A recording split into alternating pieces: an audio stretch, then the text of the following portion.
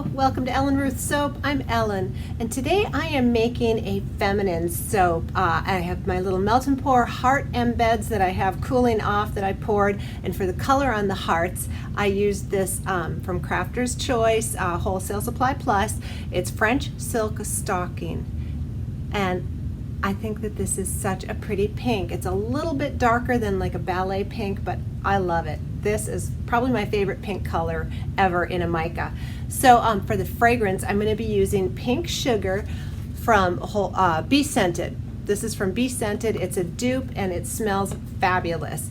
So I'm not going to do anything other than some titanium dioxide in the main body of the soap. Just have my embeds. I want them to just speak for themselves. I'll texture the top, do a little something up there. I have some eco glitter we're going to put on there. Just keep it really pretty, feminine. For the liquid portion, I'm going to be using my Tussa Silk Fibers and heavy cream powder that I got just to add some really good richness to it. I just love how milks add something to the soaps. We're going to make just very simple, very pretty, very feminine. That's what we're doing today with our Pink Sugar soap. And if you enjoy watching my videos, please consider hitting the like button and subscribe. And I'm on Instagram and Facebook too. What I've got going on in my oils is all my butters are melted and cooled. I've got my organic colloidal oats, kale and clay, and some heavy cream powder in here just to add some really nice, luxurious richness to this bar. So that's my oil portion. Over here, I've got my distilled water, Tussa Silk Fibers, some sodium lactate, and some titanium dioxide, because it doesn't really discolor this fragrance oil, the Pink Sugar. The old version did. This one has an ethyl vanillin instead of just straight up vanillin, whatever that means. It's not supposed to discolor too much, but I wanted it to be very white and creamy and bright. So look at how gorgeous the color on these embeds came out. This French silk stocking is just heavenly. I think it's so pretty. And as I was cleaning up the edges after I measured them, I went to put them away in my embeds, and I realized I had all these red embeds, so I might do something with these on top. I haven't decided yet. We'll see how the texture is, how it all comes out, but got all these little heart embeds. I might put those down on top after we get going. So right now I'm going to go ahead and just pull my stick blender out, add my lye water in here, and then we'll get a trace and get our fragrance in there and kind of just move forward from there. I'm going to hand stir this until I get it incorporated, and then I will add the fragrance. It does say that it has a slight acceleration, so I'm always very leery about that.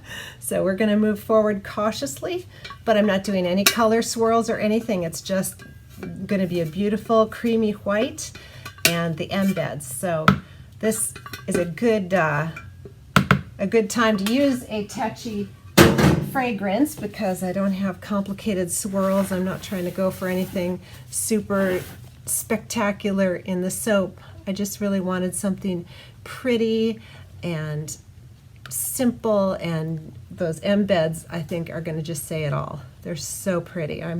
That color is, I'm not always a pinky kind of girl, but that French silk stocking is, to me, it's just beautiful. It's a little bit darker than a ballet pink, but it's gorgeous.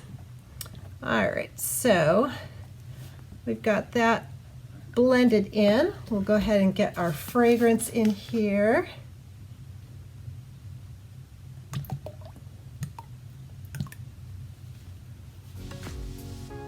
Pink Sugar type. It's a dupe, smells divine. I can see why they made a dupe of it. It smells fantastic. So I'm just going to get that all stirred in here, and then I'll run my stick blender through here and we'll get pouring. And again, I want a nice medium trace so that those embeds will suspend. I don't want them all floating all down to the bottom. So we're going for a good medium trace here.